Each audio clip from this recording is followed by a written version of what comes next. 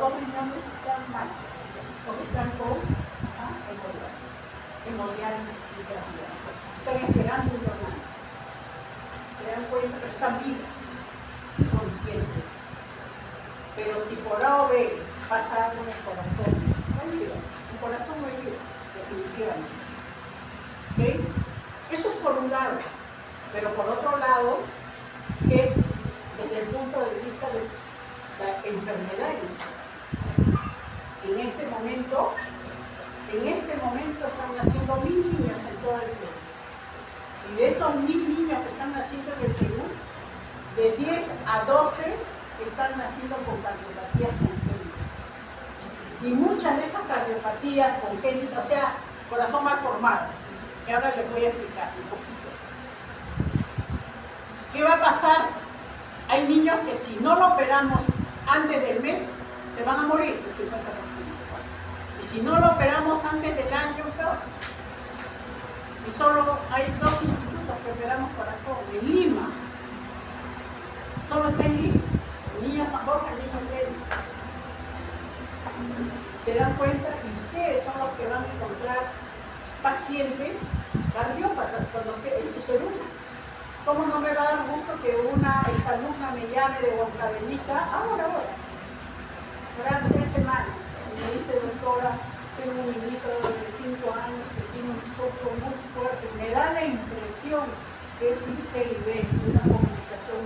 Doctora, por favor, decídame, yo quiero salvar la vida de este niño. ¿Cómo no lo voy a recibir? ¿Cómo no lo voy a recibir? O sea, alumnos, no hay cama en el Perú para operar. Yo tengo 312 camas. ¿Cómo quisiera recibir? Al día recibo 2 o 3 niños cardiópatas y están dejando de recibir más de 15, 20 niños. Estos niños que están muriendo, ¿no?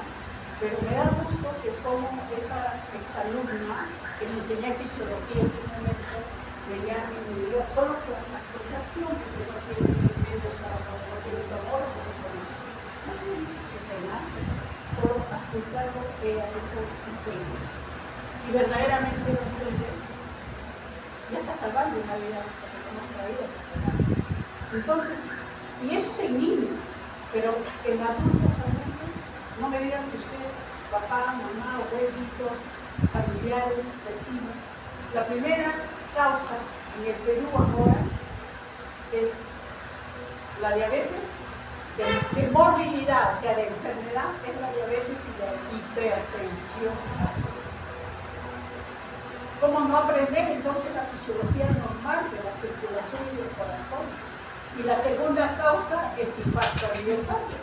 Y no sé qué está pasando en uno que lo está viendo muchos infartos. Infartos silenciosos.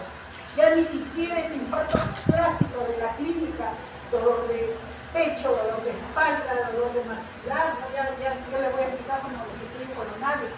No, solo se desmaya. Ya ni siquiera hay la clínica que nos diga, está infartando. Se desmaya y llegan con un infarto masivo, obstrucción de 2 o 3 coronarios. Entonces, por eso la importancia del conocimiento de la fisiología cardíaca. Sé que este calor no nos deja, a veces aquí no hay una pieza de cana. Por allá atrás no hay ventilador, ¿no? Porque la vez pasada pusieron aquí de la mano. Bien, alumnos, ¿alguna pregunta, alguna duda?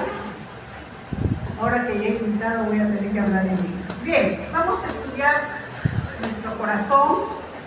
¿Me ayudas con la luz y el punto?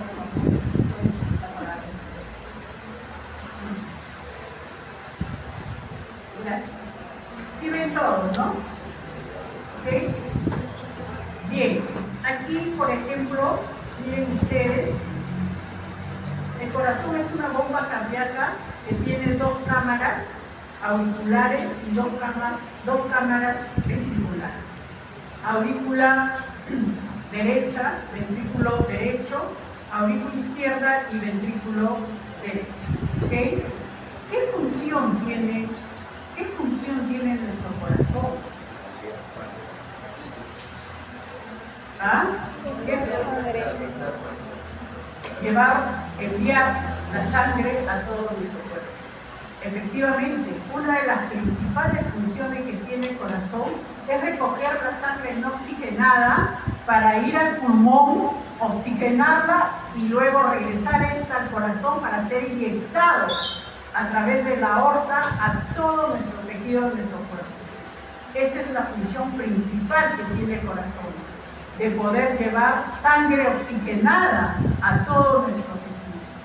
¿Y cómo es la circulación general del corazón? Alumnos, a ver, escúchenme por favor. ¿Cómo es la circulación? Y ahí está. ¿Okay? Nosotros, nuestro corazón recoge sangre no oxigenada a través de dos grandes vasos. La vena cava superior, que está llegando a aurícula derecha, y la vena cava inferior, que está llegando a aurícula derecha. La vena cava superior está llevando sangre no oxigenada de cabeza, tronco y brazos.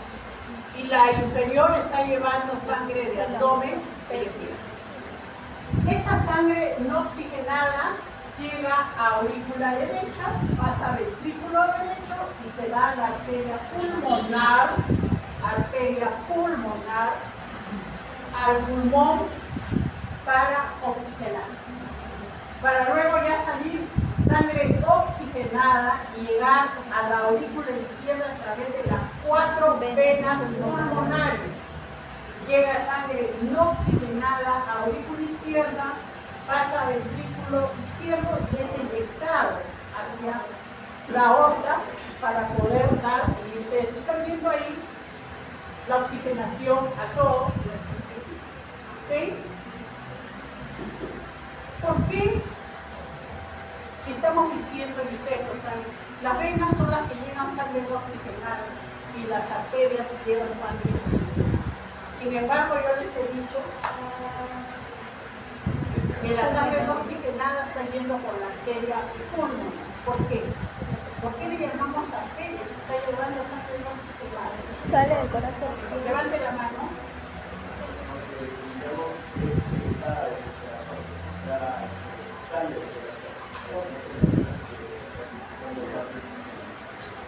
Porque sale del corazón. ¿Por qué más? ¿Otra definición? Por la diferencia de presiones. Por la diferencia de presiones. Alumnos, las venas, sus presiones, y ya les voy diciendo, porque también les voy a enseñar circulación, sus presiones son de 0 a 8 milímetros de mercurio de las venas.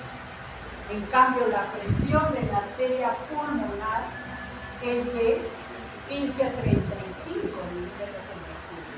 Entonces, el tejido histológico se comporta y tiene una pequeña capa muscular y se comporta como una arteria. Y de igual forma, las venas pulmonares, las 4 venas que llegan a aurícula izquierda, si está llevando sangre oxigenada, ¿por qué le decimos venas pulmonares?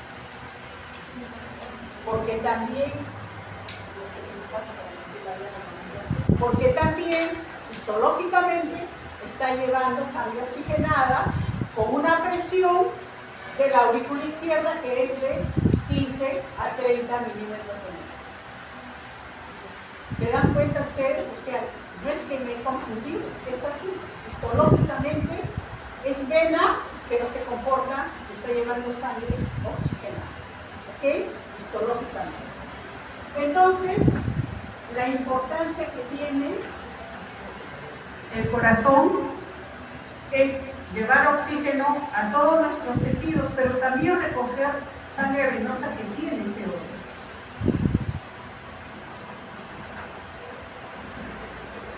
A ver, ¿cuántas válvulas tiene el corazón? 2. ¿Cuántas válvulas tiene el corazón? 4. ¿Seguro? 4. 6. 4. 6. Y siempre hago esta pregunta. Y sí pues, porque ahí se confunden, porque se confunden, ¿ok?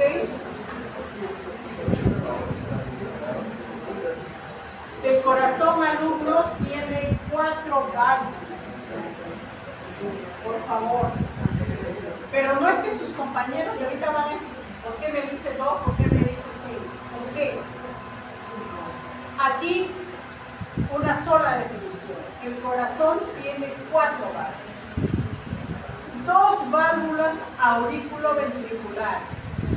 válvulas auriculoventricular. ¿Cuáles son? La válvula tricúspide y la mitral, llamada también bicúspide. ¿Por qué se dice auriculoventricular? Porque está entre el aurículo y el ventrículo. Y dos válvulas semidurales, la pulmonar y la aórtica. Entonces, cuando yo pregunto cuántas válvulas vienen, auriculoventriculares y semidurales, ¿cuántos son? Dos. Ahí se confunde, son 4. ¿Ok? Y a los que me dicen 6, seguro se están confundiendo con las válvulas de Teresa, de la vena de Teresa. No. Aquí hay 4 válvulas importantes que se encuentran en la cámara cardíaca. ¿Y por qué tienen que recordarle? Porque la patología del paciente adulto, además, aparte de hipertensión, aparte de infartos, que presenta alteración de las válvulas, insuficiencia o estenosis de la válvula. Y es lo que ustedes también van a ver. ¿Ok?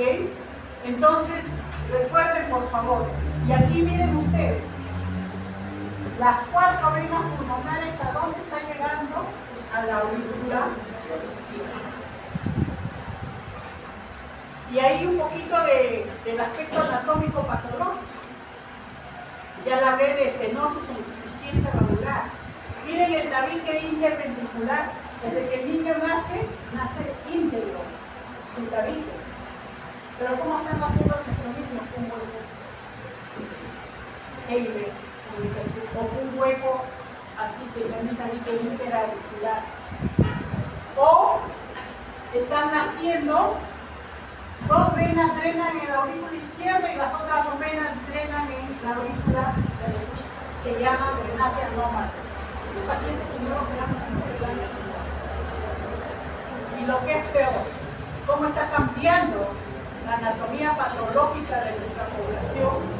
Que si hace 10 años al año yo operaba una transposición de grandes arterias, o sea, daba anestesia, o sea, anestesia cardiovascular, para que opere una transposición de grandes arterias. ¿Qué es transposición de grandes arterias? ¿De dónde sale la aorta? ¿De dónde sale la aorta? Ventrículo izquierdo. ¿Ah? Ventrículo izquierdo. ¿Y la pulmonar? Ventrículo derecho. Del ventrículo derecho.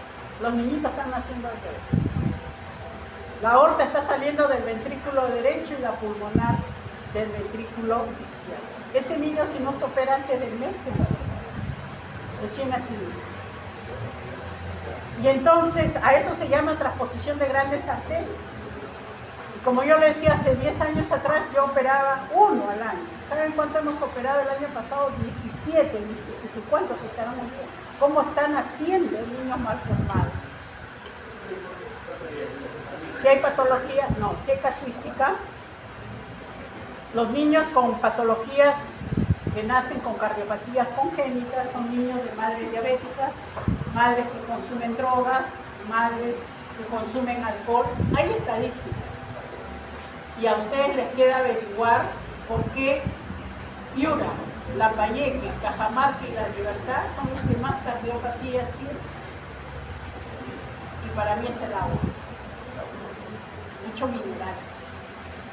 Demasiado mineral. Pero no por las minas, no confundamos. Nuestro subsuelo, alumnas, es riquísimo en minerales. Y ya Cayetano iba a hacer un estudio en el norte. ¿Por qué los niños cardiópatas más vienen del norte que del sur? ¿No? Entonces, pero ya la casuística y las investigaciones sabemos, como te digo, de madres diabéticas que consumen droga, alcohol o fármacos, ¿no? Y por eso nacen niños con patologías cardíacas. Y entonces, por eso la importancia del conocimiento de a dónde sale anatómicamente el corazón. Entonces vamos a tener alumnos 2 cámaras cebantes, porque reciben la sangre, que son las aurículas, y 2 cámaras eyectivas, porque son las que van a ser inyectadas por los ventrículos. Y no se olviden de las 4 válvulas. Miren, algo importante. Así nos enseñaron, ¿no? 4 cavidades. Cada vez que nos hablan del corazón están las 4 cavidades. Nuestro corazón es así. Es tamaño de su puño, tal cual alumnos. De cada uno de ustedes localizado en el mesocardio izquierdo. El 99% de los corazones están localizados en el mesocardio del tórax izquierdo, cuadrante inferior. ¿Por qué le digo cuadrante inferior? Ya para que vayan viendo X, ¿ok? Porque este lado del corazón se divide en 4 cuadrantes. Superior izquierdo, superior derecho, inferior izquierdo, inferior derecho. ¿Dónde se encuentra mayormente nuestro corazón? Casualmente en el cuadrante inferior o en el cuadrante inferior izquierdo, predominantemente. ¿Sí? Ahí se encuentra. 99% está en ese lugar, pero un 1% puede nacer con el corazón derecho, sanito, a mi lado derecho, sano, corazón sano, solo que dextrocardia se llama. El corazón está localizado en el lado derecho y no pasa nada. Su estómago también está en el lado derecho. Nació con dextrocardia, ¿ok? Y están sanitos y viven normal. Ya, pero 99% se encuentra en el mesocardio izquierdo. Y miren, así es nuestro corazón. Predomina la aurícula derecha. Todo este es el ventrículo derecho, todo esto. Y esto es el ventrículo izquierdo. Y aquí está la orejuela de la aurícula izquierda.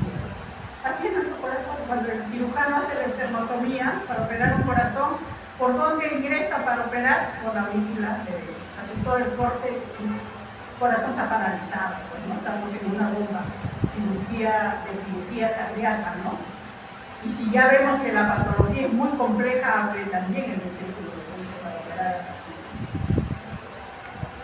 La pulmonar sale del ventrículo derecho y la aorta sale del ventrículo izquierdo.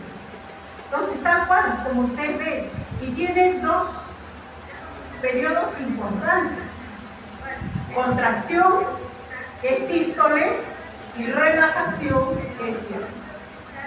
Contracción, ese ruidito, por eso les voy a explicar el sistema excitatorio de conducción, por eso le he puesto eso, ¿ok? Contracción, que es sístole, y relajación, que es diástole. ¿Ok? Aquí están las 4, qué bonito se ven las 4 venas pulmonares llegando a aurícula izquierda. Esta es la válvula, si no me equivoco, mitral. ¿Ok? Miran las cuerdas luminosas. Y eso verdecito que ven es el sistema excitatorio de conducción, que después lo vamos a ver mejor. Histológicamente, y desde el punto de vista muscular, miren los 3 tipos de músculo que tiene nuestro corazón: músculo auricular, músculo ventricular y músculo del sistema excitatorio de conducción. Pero el músculo cardíaco, su unidad funcional, alumnos, es el sarcómero. La unidad funcional del músculo cardíaco es el sarcómero. ¿Cuál es la unidad funcional del sistema nervioso? La neurona. El miocardio es el sarcómero, que está conformado por células aplanadas con un solo núcleo. Pero aquí hay algo importante dentro de la fisiología cardíaca, que cada célula miocárdica está preparada por estos discos intercalares. Histológicamente los discos intercalares no se separan, no dividen. Pero fisiológicamente estos discos intercalares lo unen. Y es por eso que este corazón se llama un sinsitio funcional. ¿Y por qué se llama un sinsitio funcional? Porque estos discos intercalares están conformados por desmosomas y uniones GAP. Desmosomas y uniones GAP, que va a permitir el pasaje de potencial de acción para la célula. Y cuando yo le digo, se le conoce como sinsitio funcional o el principio de todo o nada. ¿Qué quiere decir? Basta que se estimule una célula miocárdica y se estimula toda la vida. Basta que se pare una célula y se para el corazón. Por eso se le conoce como sinsitio funcional. ¿Y quién me da ¿O quién da esa propiedad tan importante? Los discos intercanales, conformados por termosomas de uniones que van a permitir pasar el impulso cardíaco o el potencial en sí, de célula a célula. ¿Okay? Ahí está la posición del corazón. Y aquí hay algo importante que le he puesto porque es la diapositiva o la figura del Netter, ¿no? Pues ojalá puedan ver ustedes en anatomía. Lo duro, ojalá puedan ver. El pericardio. Alumnos, el pericardio es la telita de cebolla, porque es igualita a la telita de cebolla que cubre todo el corazón. ¿Y por qué si quiero que sepan? Es importante. Porque este pericardio va a cubrir el corazón, que va a tener un líquido conformado por iones, conformado por ácido láctico, por bicarbonato, que va a permitir que el corazón se contraiga y se relaje. Se contraiga y se relaje.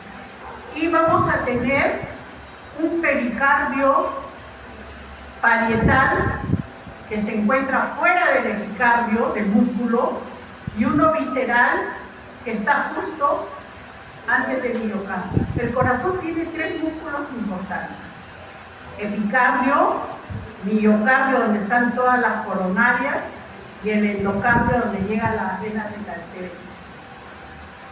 Epicardio, miocardio y endocardio. Son las 3 capas del músculo cardíaco. El pericardio se encuentra cubriendo todo el corazón, todo. Y este espacio es el que permite la contracción y la relajación del músculo. ¿Y por qué quiero que lo recuerden? Porque, alumnos, si yo tengo un paciente y ahora tenemos un 33% de pacientes con tuberculosis en el Perú, nuevamente estamos en la sentencia. Ya no hablábamos de tuberculosis, había buen control. El paciente que está con tuberculosis, alumno, aparte de toser más de un mes y medio, aparte de no comer, de sentirse delgado, de sentirse con tendencia al sueño, pero la tos es el síntoma más importante, no va porque está con tos un mes, difícilmente llega al hospital. ¿Sabe cuándo llega? Cuando ya hizo derrame, ya sea pleural en el pulmón o derrame pericardio, y llega con la justa. ¿Y por qué digo por la justa? Porque este pericardio, que dentro de eso hay un líquido que permite que el corazón se contraiga y se relaje, se ha llenado de líquido amarillo citrino que tienen los tuberculosis ya avanzado y que no permite ese líquido que se contraiga y se relaje. Y le tomamos la frecuencia cardíaca, está en 42, 43, a punto de hacer el paro, así de demasiado. Porque no está contrayendo ni relajando su líquido corazón. Ya que estoy hablando de frecuencia cardíaca, ¿cuánto es la frecuencia cardíaca normal del corazón? 60, 80. Casi todos me han gritado el foro 100, pero su compañera ha dicho de 60, 80. Y felizmente que Gaito en la 14ª edición ya lo puso, porque también decía así. Desde 60 a 80 latidos por minuto. Constanzo, antes uno de compañeros, y seguro que ustedes también ahorita me van a replicar, doctora, pero ¿qué dice? No se puede decir, pero hasta así. Alumnos, todos, ahorita, no importa, un minuto. 3 deditos suaves en la radial. Suave, ¿se sienten su pulso? Vuélvense, por favor, háganlo todos, ¿ah? Ya, en un minuto, ¿cuánto late? Frecuencia de pulso vamos a hacer, porque la frecuencia normal se mide con el detector. Vamos a hacer frecuencia de pulso. Con 3 deditos. En un minuto, comiencen y voy a preguntar su frecuencia cardíaca de ustedes. En un minuto. Claro, mientras van poniendo el celular, 30 segundos, 40 segundos, el paciente se está muriendo. Reloj, alumno, reloj, secundero.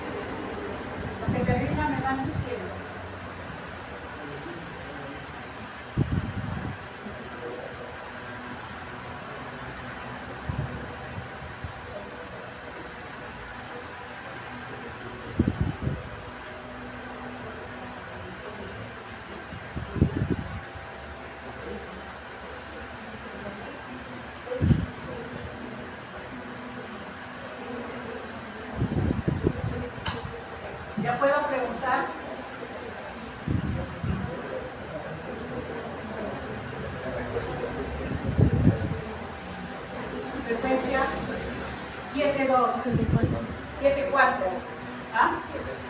7-6, 7-5, 72, 76, 7-1, 7-5, 7-6, 7-4,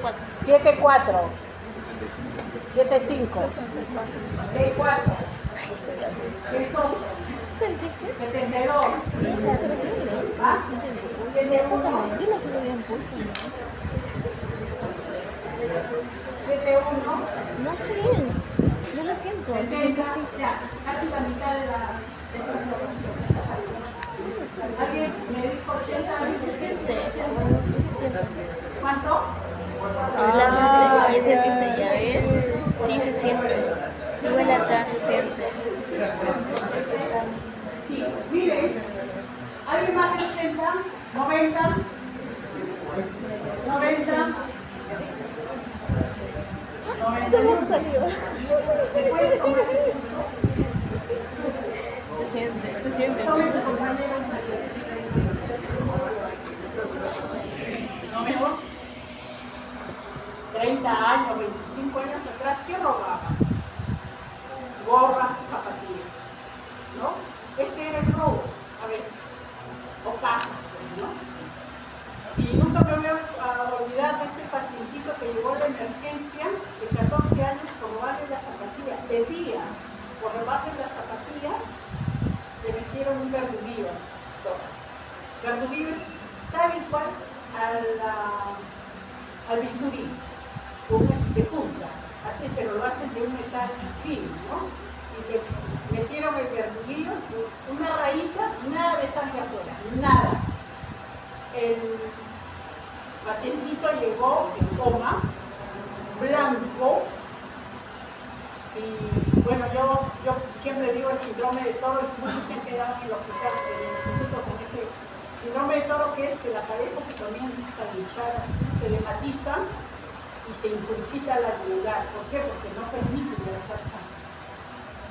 Y cuando yo vi eso, le tomo el pulso, estaba en 42, con el estetoscopio. Le tomé la frecuencia en 42. ¿Qué me indicaba eso? Que el paciente estaba sangrando, que no había latido, que iba a ser parada.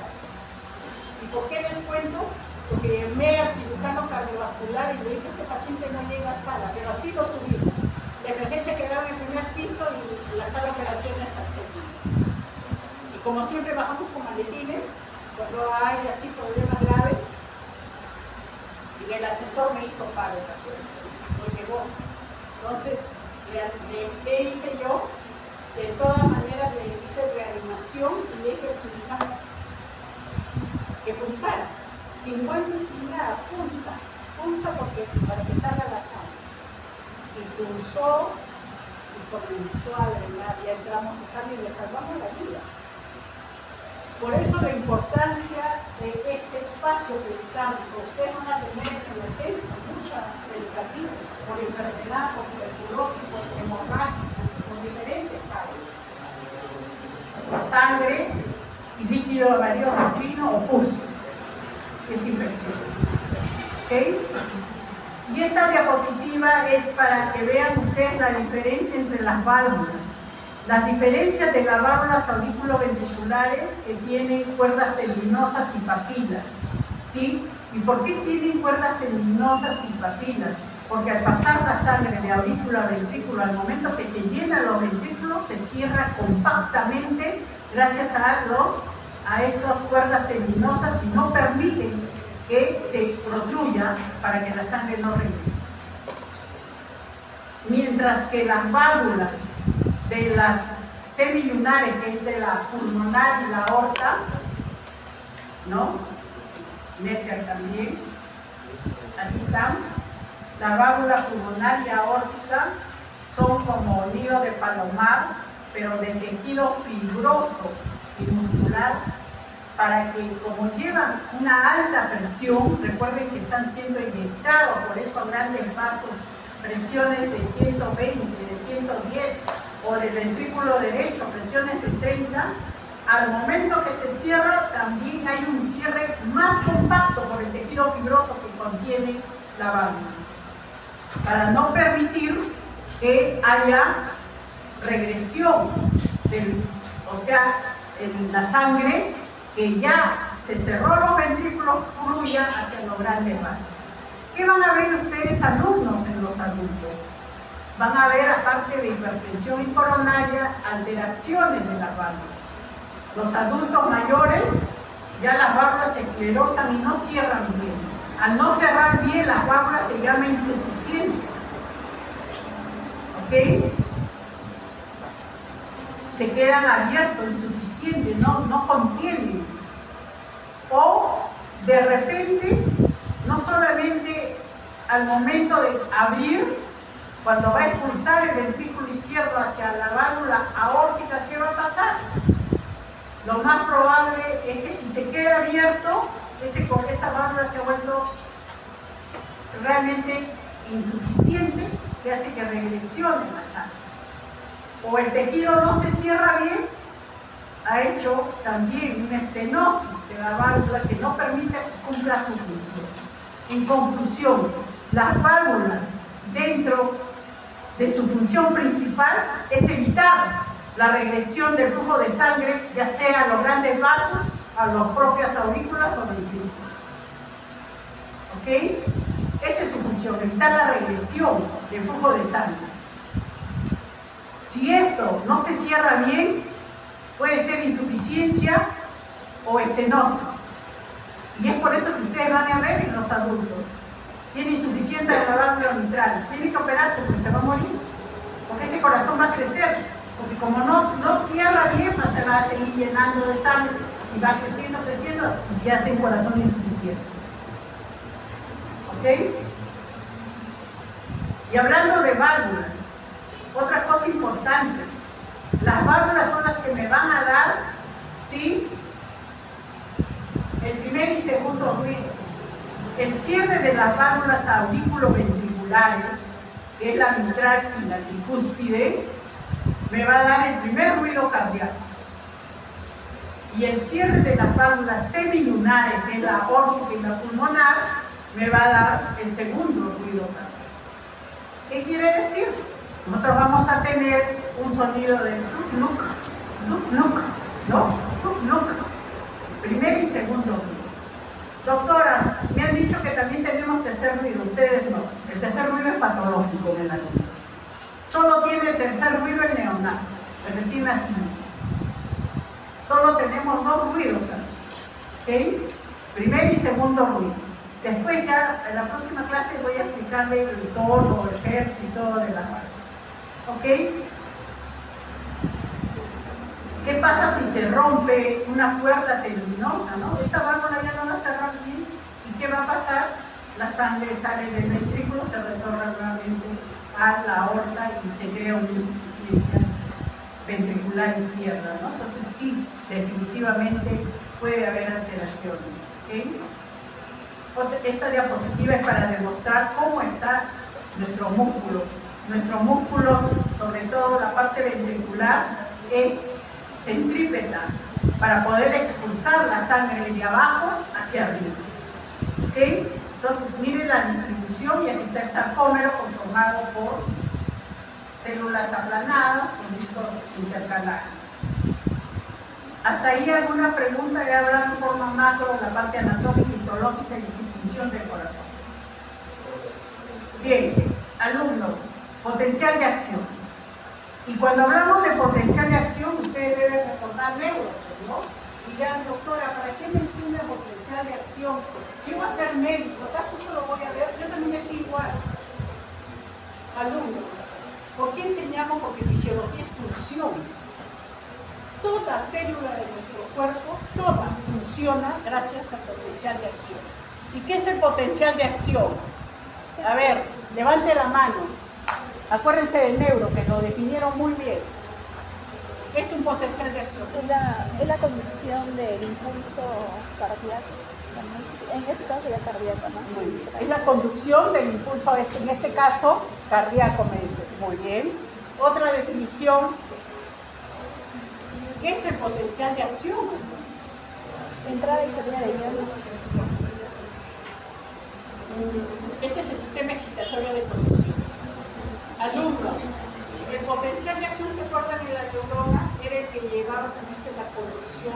la transmisión de la información de célula a célula, ¿no? Para que se produzca la sinapsis, ¿se acuerdan? Aquí es igual. En esta célula miocárdica el potencial de acción cumple el rol fundamental de llevar la conducción, o sea, la información de célula a célula. Y este potencial de acción está dado por entrada y salida de iones. ¿Y qué iones? En el corazón. Sodio, potasio, calcio, cloro y magnesio. Y aquí sí se tienen que aprender. Valor de sodio en sangre extracelular. O sea, si ahorita yo le saco sangre a ustedes, extracelular nada más que se aprenda. Ya lo saben. 135 a 140. Mil equivalente por mil. Potasio. 3,5 a 5 mil equivalentes por kilo. Calcio. De 1 a 2 miligramos por decilitro. Cloro. De 110 a 120 mil equivalentes por litro. Magnesio, de 108 a 110 mil equivalentes por litro. Alumnos, esto me voy a preguntar en el examen, ¿ok? El alumno que no me contesta las unidades no sirve la respuesta, ¿ok? No sirve la respuesta. ¿Y por qué? Porque ya desde fisiología, ustedes del semestre anterior ya tienen estos valores. Todos los días de su vida van a pedir electrolitos en paciente. ¿Y por qué les van a pedir? Porque si estos electrolitos se alteran, va a fallar la neurona, va a fallar el miocardio, el músculo esquelético, va a fallar. Pero aquí el corazón cumple un rol fundamental. Ustedes se acuerdan que la neurona tenía una fase de depolarización y de repolarización, ¿no? Cualquier músculo de nuestro cuerpo, cualquiera, deltoide, plural, cualquier alumno, y la neurona tiene ese potencial de acción. Despolarización y repolarización. El único potencial de acción que cambia es el miocardio. El músculo cardíaco. El músculo cardíaco tiene este potencial de acción, amigos. Despolarización, meseta, repolarización y reposo. Una fase 0, 1, 2, 3, 4. La fase de despolarización, meseta, repolarización y reposo. En la fase de despolarización se abren las compuertas rápidas para que ingrese ¿quién? Sodio. Aquí en este piquito, porque se da, ¿qué va a pasar? Aquí está entrando por mecanismo de transporte cloro y está saliendo lentamente potasio. La fase de meseta, la fase 2, la diferencia que hay de todas las células. ¿Qué ingresa aquí? El potasio. ¿Por qué se tiene que recordar eso? ¿Ustedes ven que mi deltoides late? Mi deltoides hace esto, pero si yo ahorita los llevo a que vean una esternotomía, como han visto el corazoncito, como late, ¿cómo se contrae con fuerza? ¿Quién me da esa fuerza de contracción? Esa fuerza de contracción lo da el calcio. ¿Ok? ¿Qué va a pasar en la fase de repolarización? Sale lentamente o rápidamente diré potasio. Y en la fase de reposo, ustedes lo saben, la bomba, sodio, potasio, ATP. ¿Qué pasa aquí? Química o fisioneutra. Ingresa 2 sodios y salen 3 potasios. Sale 3 potasios. 3 sodios. 2 ingresa 2 potasios. ¿Y por qué se da esto? Para ganar la para que toxina. puedan nuevamente enlazarse con el adenosin trifosfato, que es energía pura, para que nuevamente comience el ciclo. Si esto se altera, si el sodio, el potasio está alterado, el calcio, el paciente va a ser taquicardia, bradicardia, va a fibrilar o paro cardíaco. El paciente tiene que estar en esos valores para que el corazón funcione bien. ¿Y por qué? Por eso me preocupo que sí entiendan bien potencial de acción. Y les digo con ejemplo. Alumnos, si el valor normal de potasio es de 3.5 a 5 miliequivalentes y les llega un paciente insuficiente renal con un potasio de 7, de 8, ¿qué creen ustedes que va a pasar con el potencial de acción? ¿Qué está teniendo? Bastante. Hiperpotasemia. ¿Qué va a pasar, alumnos? Que en vez de que se contraiga rápidamente, el paciente se va a relajar rápidamente. La hiperpotasemia produce relajación, paro cardíaco. Un paciente que pasa los 9 equivalentes hace paro, y nadie lo sabe. Y sí lo he visto. Es más, les voy a comentar lo que le dije a sus compañeros. Una sola vez que mi cliente le ha pasado. Normalmente la sala de operaciones está frente a frente de varias salas, ¿no? En mi caso hay 13 salas. Pero en el Niño Breña, donde yo daba anestesia cardíaca, mi sala estaba aquí y la sala del otro lado era del neuro. Todos los días jalaban yo. Y el cirujano había operado una comunicación interventricular, había puesto un parche en el ventrículo, ¿sí? Ya estaba en pie. Y entonces, antes de cerrar, siempre se piden estos exámenes, estos valores para ver si está en condiciones normales. ¿Por qué? Porque, alumnos, el cirujano puede operar maravillosamente, pero si el paciente no es manejado adecuadamente, en este caso es nuestra responsabilidad como anestesiólogo de ese corazón, el cirujano podrá hacer maravillas con la cintura, todo, pero de quién depende cuidar, que salva de nosotros los anestesiólogos. Y para eso tenemos que estar viendo todo. Y pedí electrolitos y veo y el potasio estaba en 2.2. 2.2. Ni siquiera estaba en 3. Y dijo, uy, me falta potasio. Normalmente el potasio se hace en un reto, en una bomba de 100 mililitros. Por bomba pasa. Pero como yo toda la vida de cardíaca dije, no, querida de 20, lo diluí 1 centímetro del potasio, diluí en una jeringa de 20, siempre confiada en mi mano, siempre en uno que ponga un fármaco diluido y de siempre. Y eso me lo enseñó un maestro desde el primer año de la residencia. Igual, diluí 1 centímetro el 20 por no utilizar la bomba, porque tenía que ya pasarle rápido para que el corazón bombee mejor. Así bombeaba, pero con ese potasio estaba muy débil.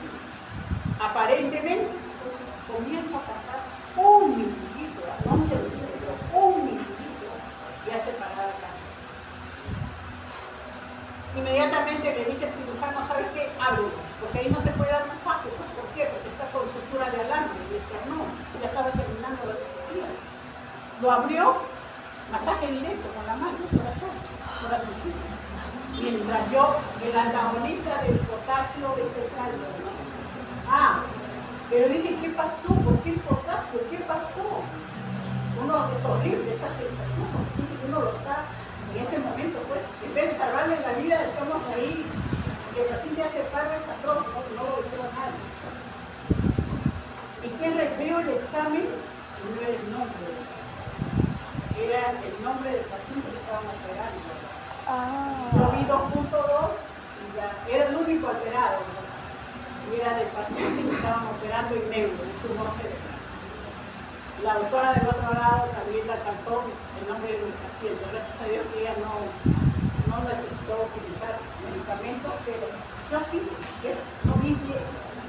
Y eso sirve para que todos los exámenes tenemos que ver el nombre, y no rápidamente.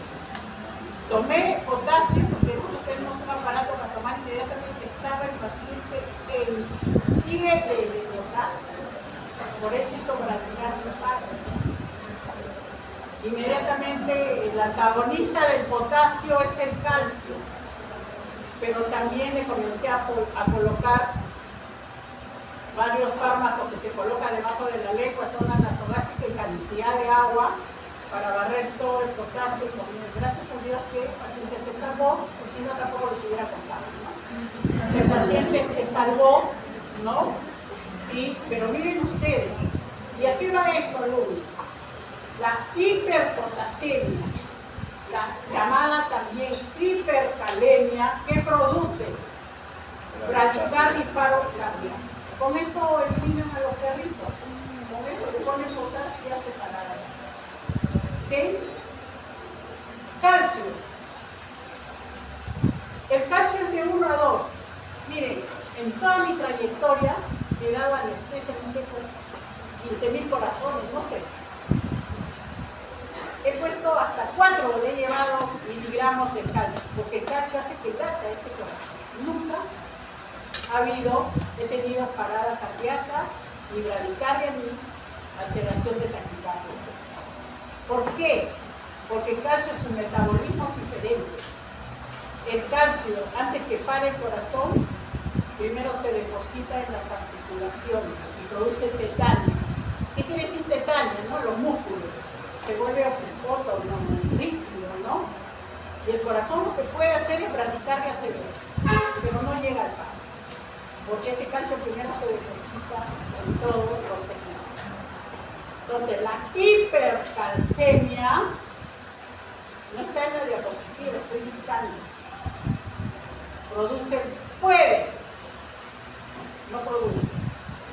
Puede producir bradicardia.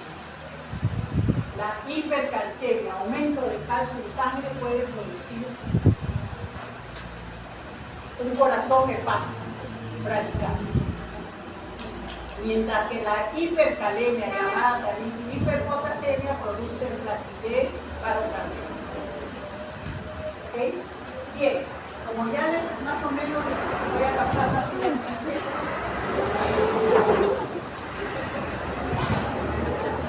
Miren ustedes, el músculo cardíaco es el único que tiene la fase 0, 1, de meseta, repolarización y reposo.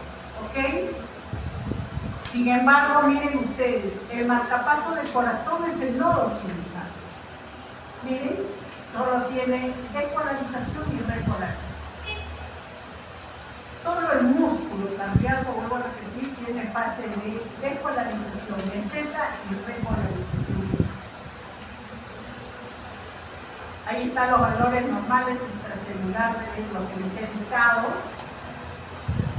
Cada uno que pasa en cada fase, aquí está, ingresa sodio, aquí ingresa cloro, sale potasio, en la fase de meseta ingresa calcio, ¿sí?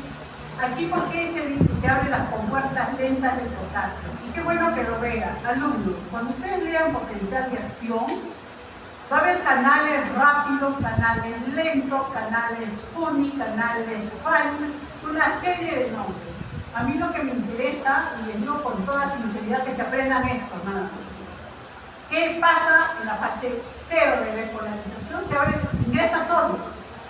¿Qué va a pasar en la fase meseta? Ingresa calcio. En la fase 4 de reposo, la bomba sodio y potasio. Porque cualquier alteración se va a producir en la fibra miocardia. ¿Ok? No quiero memoria pura. Porque ¿de qué me sirve decir? Ah, no, doctor, aquí se abrió los canales lentos en meseta. No, doctor, aquí se abrió... No. Quiero que se acuerden que por qué la importancia del manejo de electrolitos en el paciente. ¿Ok? Y aquí, por ejemplo, este de Bessie Taylor, ¿no? Me encanta esta parte. ¿Por qué? Porque está bien bonita esta diapositiva en el libro, porque refleja lo que es la contracción del corazón y la relajación del corazón. Sístole, diástole. La unidad funcional del corazón es el sarcómero, que es todo esto. El sarcómero está conformado por las células en T, por los canales proteínicos, por retículos sarcoplasmáticos, por actina, por miosina, etcétera, etcétera, etcétera. ¿Ok? ¿Qué va a pasar? ¿Y por qué la importancia entonces de los electrolitos? Si el músculo de nuestro cuerpo, cualquier músculo, ingresa calcio como 1, en el corazón está ingresando calcio como millones, para que puedas ver la diferencia.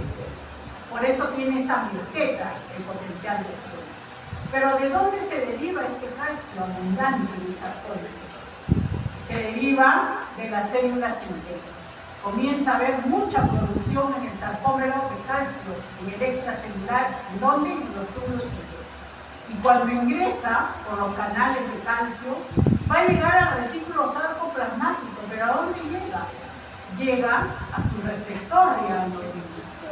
¿Y qué hace este receptor? Estimula la liberación de cantidades de millones de calcio. ¿Y qué función cumple, alumnos, el calcio? ¿Qué función cumple el calcio? Contracción. Es el puente entre la actina y la miosina, entre la fibra del músculo, o cualquier músculo de nuestro cuerpo. El calcio permite ser puente entre la actina y la miosina. Entonces, ¿qué va a pasar? En la contracción permite que la actina y la miosina, más la troponina, que es una enzima importante en la fibra miocárdica, hace que el corazón se contraiga, gracias al calcio. Se contrajo, sístole, y ya está en proceso de relajación, se comienza a liberar calcio y troponina. ¿Y este calcio a dónde va? Puede salir directamente al extracelular o puede ir a través de la enzima fosfolangán al retículo sarcoplasmático para almacenar calcio para cualquier incidencia. Y almacena también ATP, pero a la vez que está saliendo calcio, almacenando calcio, ¿qué está pasando? Bomba sodio-potasio. Está saliendo 3 sodio, está ingresando 2 potasio, y lo más importante es que está ganando energía ATP. ¿Para qué? Para que se vuelva a contraer la fibra miocárdica. ¿Ok? ¿Quedó claro? Este es Silverton. Miren, igual, si no me equivoco. Entra calcio por los túbulos CT, ¿sí? Por los canales de calcio, se acopla a su receptor rianoidina, se produce cantidad de calcio, se activa actina-miosina, con troponina se contrae. Y luego se libera y aquí está, puede irse directamente, ¿sí? Salir al extracelular o ser almacenado en el retículo sarcoplasmático, ¿no? Como reserva, conjuntamente con la adenosina. Pero a su vez, ¿qué se da en el proceso de relajación, de diástole? Miren todo lo que les estoy diciendo, relajación diástole. ¿Ok? La bomba sodio-potasio. Ingresa 3 sodio y sale 2 potasio. ¿Ok? ¿No? ¿He dicho bien? Sale 3 sodio, ingresa 2 potasio. ¿Ok? Corríjanme, pues, no me dejan hablar. Corríjanme. Ya estoy dictando de las 12 del día. Esta diapositiva, como ustedes ven, todo potencial de acción tiene una duración. ¿Cuánto dura el potencial de acción de la fibra miocárdica? De 0,2 a 0,3 segundos, ¿sí? Y la velocidad de conducción que va desde el nodo sinusal hacia todo el músculo cardíaco es de 0,3 a 0,5 metros por segundo. ¿Okay? Inervación del corazón. A ver, alumnos. A ver. Escúchenme porque eso no les he puesto diapositiva, pero está en todos los libros. Solo les voy a decir la inervación del corazón. ¿Ok? El corazón tiene una inervación del sistema nervioso autónomo. Tiene inervación simpática, cuyo neurotransmisor es la de fibra simpática, la noradrenalina. ¿A dónde va a llegar esta fibra simpática? Principalmente me va a inervar todo el músculo cardíaco. ¿Y qué más? El nodo sinusal. Las fibras simpáticas van a inervar el músculo cardíaco y el nodo sinusal, que es el marcapaso del corazón, cuyo neurotransmisor es la noradrenalina. ¿Qué va a producir esta noradrenalina en el músculo cardíaco? Aumento de la frecuencia cardíaca, aumento de la contracción cardíaca, aumento del tono de los vasos, que me va a conllevar a una elevación de la presión arterial. Eso produce la noradrenalina. Es más, cuando un paciente hace paro cardíaco, ¿qué se coloca? Adrenalina. ¿Qué es la adrenalina? Un derivado de la noradrenalina. Las fibras parasimpáticas, que me van a inervar principalmente, cuyo neurotransmisor es la acetilcolina. Me va a inervar principalmente el nodo sinusal, el nodo auriculoventricular,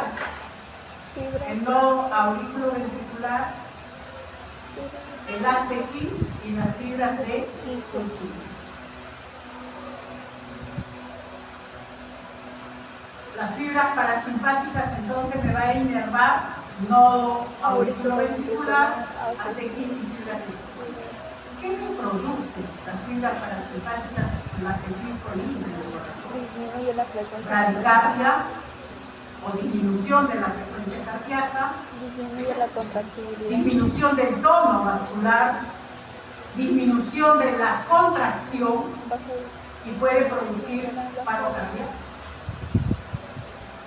Y también al disminuir el tono vascular va a producir disminución de la presión arterial. Y es otra, la acetilcolina es otro fármaco cuyo nombre comercial es la miostitina, que se coloca también a los animalitos para poder trascender, ¿no? Porque produce parada cardíaca. Alumnos, todos estos medicamentos que acabo de decir, que son fármacos, sodio, potasio, calcio, magnesio, todo, ¿sí? Noradrenalina, adrenalina, todo se utiliza para un paciente cardiópata al momento que va a ser intervenido. O sea, toda mi vida he manejado estos medicamentos. El único medicamento que he manejado una sola vez en mi vida, y otro ejemplo, es la acetilcolina, el miostitina. A ver, neuro. A ver, ¿para qué sirve la acetilcolina? El neuro, ¿qué producía? Sin acetilcolina, ¿qué? Voy a mover mis brazos, voy a caminar, voy a hablar, mis músculos se van a contraer. Entonces, ¿qué producía el neuro? ¿Ah? ¿Se acuerdan, alumnos, en sinapsis?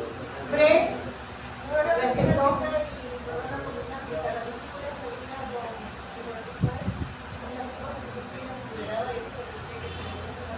¿No? Se acoplaba y gracias a eso permitía la contracción.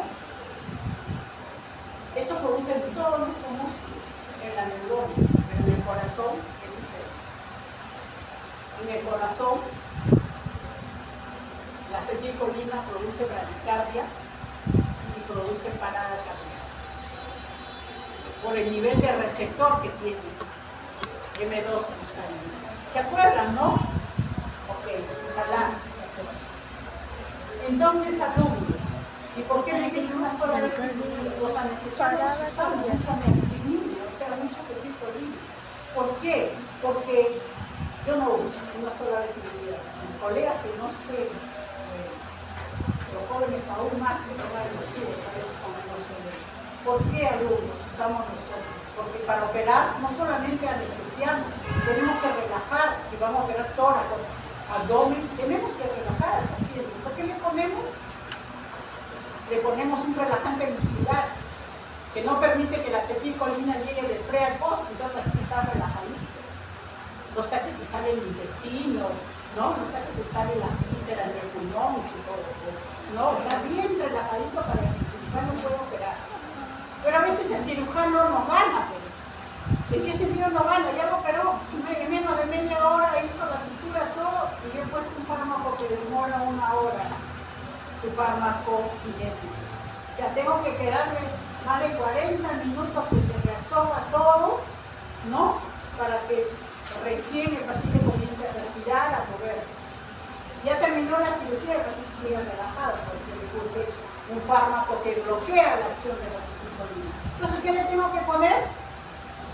Para que reaccione rápido, la acetilcolina. Y sí se pone. Yo lo puse. ¿Qué me produjo? Para la nunca más. Nunca más cambiarse esa el paciente. ¿Por qué no revierte? La adrenalina, la atropina y todo, ¿no? Por eso les digo, así como en las demás partes de su cuerpo, la acetilcolina va a permitir que se dé la contracción en el corazón, no. En el corazón produce bradicardia y paro cardíaco. ¿Ok? Bien. Ya les dije qué pasa con el potasio y el calcio. Y las propiedades del corazón que ustedes lo han visto en laboratorio, ¿no? Ustedes han visto propiedades del corazón, que es el inotropismo, es la capacidad que tiene el corazón de contraerse. Cronotropismo, tiempo, la capacidad que tiene el corazón con una determinada frecuencia de relajarse y contraerse. ¿Okay? Magnotropismo, la capacidad que tiene la célula miocárdica de excitarse. Gracias a este principio funcional, a los plasmosomas, a los discos intervalares.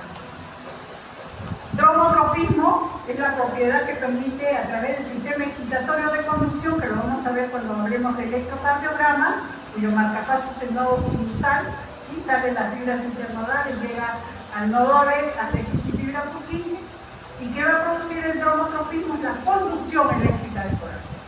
Estas 4 propiedades se dan en todo nuestro mundo, en todo. La única propiedad específica del miocardio es la propiedad automatismo. ¿Y qué dice la propiedad de automatismo? La propiedad de automatismo es la capacidad que tiene el corazón de que sin necesidad de inervación simpática y parasimpática siga latiendo y relajándose. Por eso que es el único órgano que podemos trasplantar después durante 6 horas. Por eso ustedes habrán visto cómo cuando llega un corazón, porque casi siempre la Vallejo y Trujillo son los que más donan, más cultura de donación de órganos tienen, ¿no? Y se van los procuradores, sacan el corazón y vienen a trasplantarlo aquí, en el INCOR, y no podemos pasarnos más de 6 horas porque ya, si es después de 6 horas ese corazón no sirve. Por eso es que lo sacan rapidísimo, vuelo aéreo a través de la FAB, el ejército, llegan y el patrullero escoltando para evitar demora, porque realmente estamos contra el tiempo. Pero ¿quién mantiene vivo ese corazón latiendo y relajándose? La propiedad automatismo. ¿Qué es la propiedad automatismo? El principio funcional, sin necesidad de inervación, sigue latiendo, sigue contrayéndose por la misma fibra miocárdica, por ser un principio funcional. Lo traemos en un líquido, esa práctica era hermosa como el sapito, ya seguro ustedes también el video. Antes todo era animales, ¿no? Ya nos quitaron los animales, si lo hubieran visto, porque ahí hubieran visto al colocar cada fármaco que produce el potasio, la acetilcolina, la atropina, la adrenalina. Una práctica muy bonita era con el sapito, pero bueno, se quitó por la ley. Esa ley está bien para cualquier cosa de maltrato animal, pero en mi institución yo tengo un mini hospital de cirugía experimental, trabajamos con cerdos, con ratitas, ¿no? Trabajamos con eso, porque si no, ¿dónde está la experticia del cirujano? Las investigaciones, y estamos formando aquí dentro. Pero bueno, dijo no más animales y no hay animales. Bueno. Bien, alumnos, les doy 3 minutitos, vayan al baño, tomen agua. Realmente el ciclo cardíaco sí lo manejamos, en clínica no, pero lo manejamos porque en fisiología, porque el ciclo cardíaco, como usted ve en la definición según Python, ¿no? Es el periodo periodo que va desde el final de una contracción hasta el final de la siguiente contracción. Entonces, miren ustedes, ¿cuándo se origina? Se origina con un potencial de acción. A ver, igual, voy a hacer pizarra y ya después paso la diapositiva para que me puedan entender.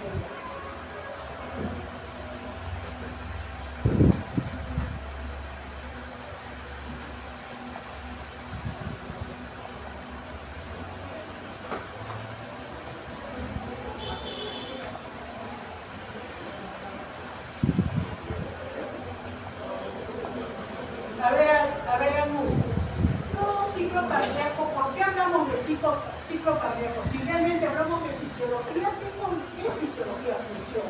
¿Qué vamos a ver en este ciclo cardíaco? Es inicio de una contracción y termina con la contracción, con el inicio de la contracción siguiente. Eso es lo que yo digo, pero Milton dice periodo que va desde el final de una contracción. ¿Qué quiere decir? Que en este ciclo cardíaco, para que no se confunda, está conformado por sístole y diástole. Ese es un ciclo cardíaco. ¿Okay? ¿Y qué sucede en este proceso?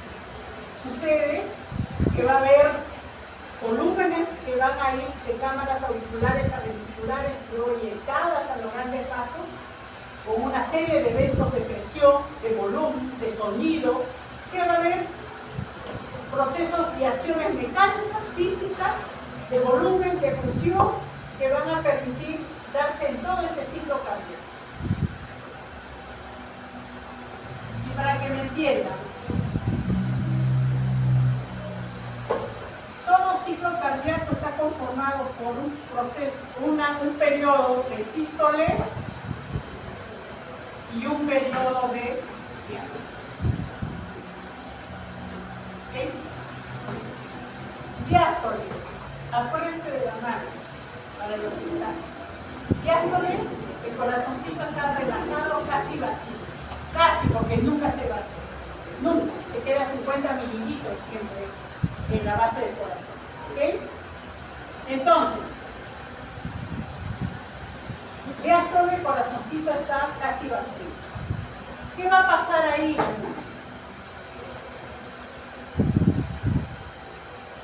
Esos son los eventos que les he dicho.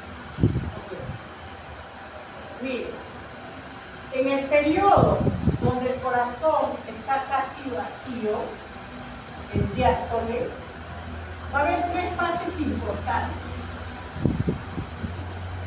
Una fase llamada llenado rápido. ¿En qué consiste esta fase de llenado rápido? Alumnos, está llegando sangre al corazón, el corazón está en diástole relajadito, y en ese momento está llegando sangre de las cavas a la aurícula derecha y sangre de las venas pulmonares a la aurícula izquierda. En esta fase de llenado, la válvula tricúspide y mitral están abiertas. ¿Y qué está pasando en ese momento? Está ingresando 70% de volumen de sangre, rápidamente. Debido a que está aperturado, como está casi vacío y no hay presión, se ha abierto la válvula tricúspide y mitral y deja pasar 70%. Esa fase donde pasa rápidamente 70% del flujo de sangre de aurícula a ventrículo se llama llenado rápido. Y después ese pasaje de sangre se da por un movimiento simétrico, limpio, se puede decir, sin chocar paredes, tenue, suave. ¿Cómo se llama esta fase? Fase de diastasis. Solo Clayton y no sé quién más, que otro libro lo pone, pero los demás no ponen esta segunda fase de diastasis. Yo también lo pongo. ¿Qué es diastasis? Diastasis es ese volumen simétrico como está pasando el flujo de sangre, este 70% de aurícula ventrículo. Suave, tranquilo, sin turbulencia, sin choque de paredes ni de barra. ¿Por qué es importante que lo recuerden? Esta fase 2. Porque si si es turbulento el pasaje de aurícula ventrícula, si choca paredes, va a ser traducido en el tercer ruido cardíaco, que es patología. ¿Ok? Y lo más probable es que sea válvula dañada. ¿Ok? Bien. Y luego, el otro 30%. ¿Qué va a pasar? Se va a contraer las aurículas, llamada sístole auricular. ¿Y aquí ustedes van a ver? El sistema excitatorio aquí, miren, está cerrada las 4 válvulas, está relajadito, casi vacío. Cuando están cerradas las válvulas, antes que se aperture la tricúspide y la mitral, que vendría a ser esta fase, las 4 válvulas cerradas se llama relajación isovolumétrica, antes de diástole. Es que las 4 válvulas están cerradas a punto de abrirse. Cuando ya se abre la tricúspide y la mitral y comienza a vaciarse 70%, se llama la fase de llenado rápido. ¿Okay? Ahí está, llenado rápido, llenado ventricular. Es un ecocardiograma ampliado. Aquí está el periodo de diastasis, que es el pasaje de la sangre de aurícula a ventrículo, que pasa en forma laminar, tranquilo, porque no está alterada la válvula. Aquí estamos hablando de diastasis. Y luego la tercera fase. Se contraen las aurículas para pasar el 30% de sangre de aurícula a ventrículo, llamado sístole auricular. Pasó todo y se llenó el corazón al 100% de volumen. Al llenarse al 100%, ¿qué va a pasar, alumnos? Se cierra la válvula tricúspide mitral y está a punto de abrirse la válvula pulmonar y la válvula aórtica. A este periodo donde las 4 válvulas están cerradas, pero a punto de abrirse la pulmonar y la aórtica, se llama, a punto de empezar el periodo sistólico, se llama contracción isovolumétrica. Está antes de sístole. Contracción isovolumétrica.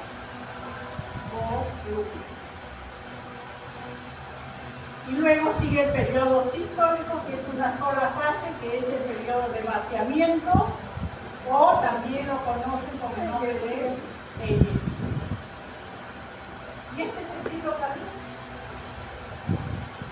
Pero ¿por qué la importancia de que ustedes sí tienen que conocer cómo se da 70%, diastasis, sístole auricular?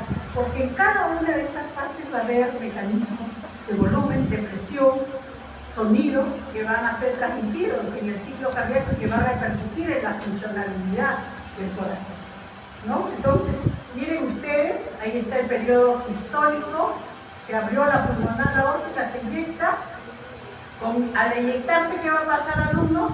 Está eliminando volumen, al disminuir el volumen, disminuye la presión, y al disminuir la presión, porque ya se está acabando todos los volúmenes, ¿qué va a pasar? Luego comienza el ciclo, ahí está expulsando ya casi todo el volumen de los ventrículos y finalmente comienza el siguiente ciclo donde se cierran las 4 válvulas y está a punto de abrirse la tricúspide mitral, llamada la fase de relajación isovolumétrica. ¿Ok? ¿Por qué la importancia? Ya que estamos hablando de volumen. Cuando pasa el 100% del volumen de sangre, ¿sí? 70% y luego diastasis y sístole, ya pasó el 100%. ¿Cuánto es el volumen que pasa de aurícula a ventrículo, alumno? 130 milímetros. Uno dice 120, otro dice 130, ya. Los dos es válido, ¿ok? 130 milímetros. Se cierra la válvula y está a punto de inyectar. ¿Cuánto inyecta cada ventrículo, alumno? De 70 a 80 milímetros. ¿Cómo se llama este volumen? Volumen sistólico. El volumen que se inyecta de ventrículo a los grandes vasos se llama volumen sistólico.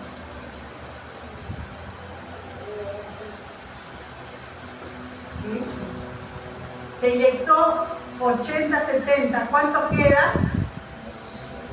50 mililitros. ¿Cómo se llama este volumen que queda? ¿Ah? Se podría llamar decimal. No, ¿cómo se llama? ¿Telediastólico o telesistólico? Telesistólico. ¿Ya? Volumen telesistólico. ¿Cuál es el volumen telediastólico? Cuando ingresa los 130 mililitros. Volumen telediastólico, 130 mililitros. Volumen de eyección, 70-80 mililitros. En cada contracción está inyectando 70, 80. ¿Y cuánto queda? Siempre va a quedar algo. Un ratito.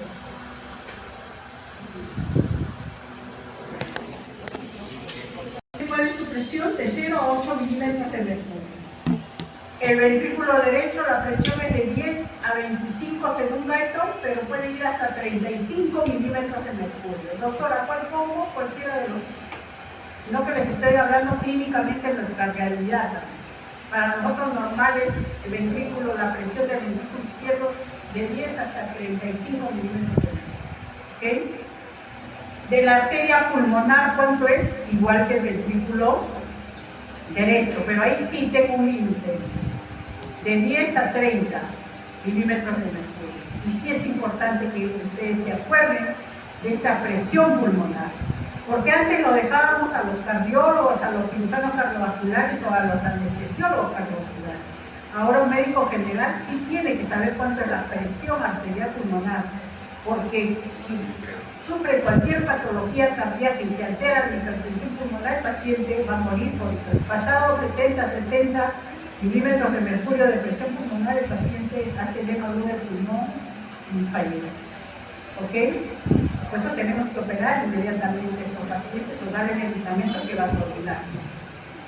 Presión de aurícula izquierda de 10 a 35 milímetros de mercurio, presión del ventrículo izquierdo de 80 a 120 y la aorta es igual al ventrículo izquierdo. ¿Ok? Bien.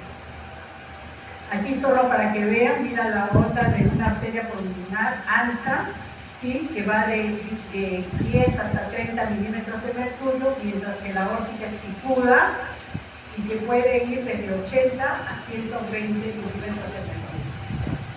Este es el ciclo cardíaco de Guyton. Miren la fase de diástole, que está en la fase de vaciamiento, diastasis y sístole auricular. Se inyectó se llenó directo todo el volumen de sangre, se cierran las 4 válvulas, se llama relajación isovolumétrica o relajación isovolumétrica, está bien, está a punto de abrirse la válvula aorta y pulmonar y es el periodo sistólico. ¿Ok? ¿Qué se da en el ciclo cardíaco? Solo 2 ejemplos, compresión y volumen. Miren ustedes cómo se va llenando el volumen ventricular. Pasó 70% de volumen, aquí pasó el 30% restante y ya pasó el 100%. Y esta es la curva del volumen ventricular. Mientras que su curva de presión es casi plana, que puede ir de 0 a 8. Se llenó las cámaras ventriculares y está a punto de inyectar, gracias a quién, al aumento de la presión. Miren la curva de presión ventricular. Y si está inyectando la sangre por aumento de presión, ¿qué pasa con el volumen? Va disminuyendo. ¿Okay? Es para ver eso. Y otra cosa que quiero que recuerden, si es importante, la curva de presión auricular, llamada también arterial. Porque esta curva de presión, y eso ya va para todos, ¿sí? Tiene 3 ondas importantes: la onda A, la onda C y la onda U. Porque también la curva de presión, ustedes han visto en las auriculares, ¿sí? 0 a 8, 10 a 30 o 35. Por eso es baja. ¿Por qué está dada estas curvas de presión? La A, ¿quién lo da? La A lo da la contracción auricular. Cuando las aurículas se contraen, se va a ver un incremento de esta ondita llamada onda sístole auricular. La onda C, ¿por qué se da? Esta onda C se da porque se cierra la válvula, el que ya se llenó, ¿qué se cierra? ¿Qué válvula? Si ya se llenó los ventrículos, ¿qué válvula se cierra? Tricúspide mitral. Ese cierre del tricúspide mitral da la onda C.